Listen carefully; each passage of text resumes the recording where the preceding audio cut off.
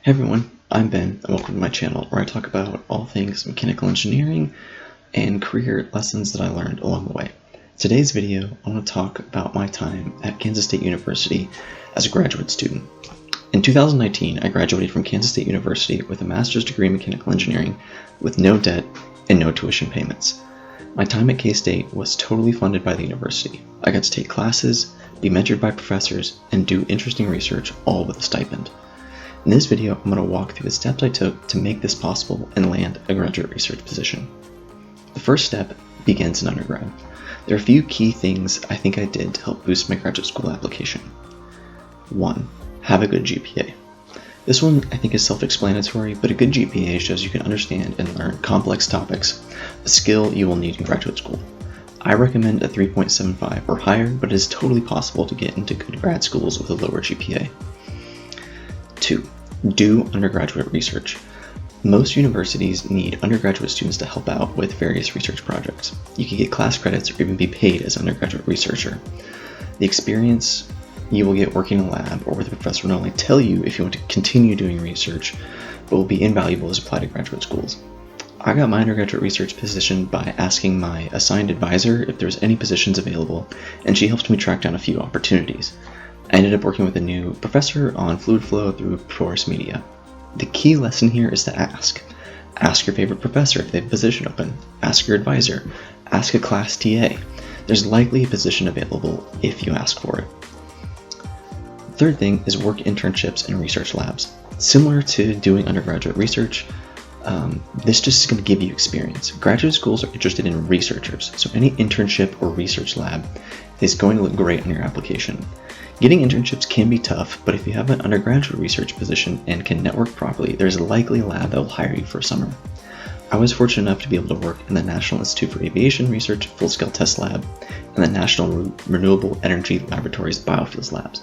These internships showed I was capable of conducting experiences and delivering results, which looked great on my application. Also, if you don't land an internship in a research lab, any internship at a company is going to look great too. Any experience you can get is going to boost your application.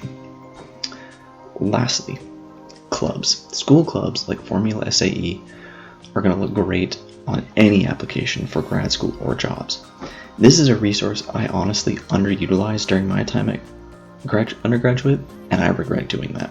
If there's a club you're interested in joining, go get involved. It's going to look great. It's going to give you invaluable experience. The next step, after doing well in undergrad, involved understanding myself. What kind of research did I want to do? Where did I want to live? What level of applicant am I really? I had to be honest with myself and understand what my capabilities were. By answering these questions, I could select schools that I wanted to apply to. And those schools that I selected for me were Kansas State University, Tufts University, MIT, and Michigan University. For me, MIT was the long shot. I didn't get in, but I definitely think it's worth sending out applications to long shot schools, because maybe you do get in. Once I identified the schools I wanted to apply to, I found 2 professors at each school that were doing research I was interested in.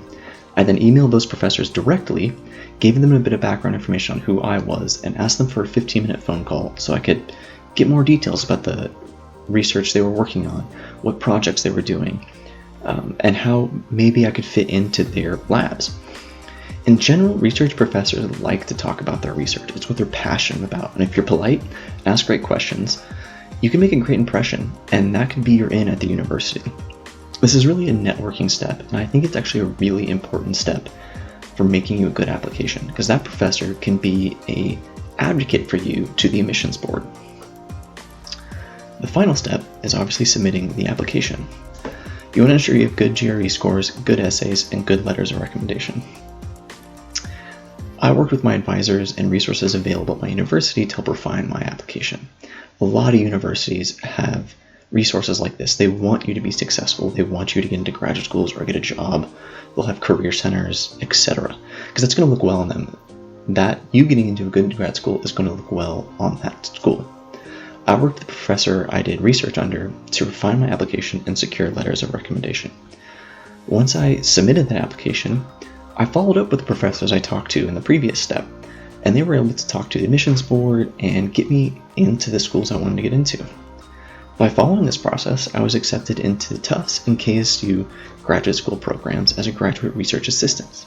I chose to attend Kansas State University and was able to get my master's there while being paid a stipend. So we can break this process down into 3 simple steps. 1, be a good undergraduate student. 2, get some research and field experience that's going to look great on an application. And 3, network directly with the professors you want to work with. I think number 3 is really the secret sauce here. A lot of times just a good application is not enough. You need to reach out and talk to people.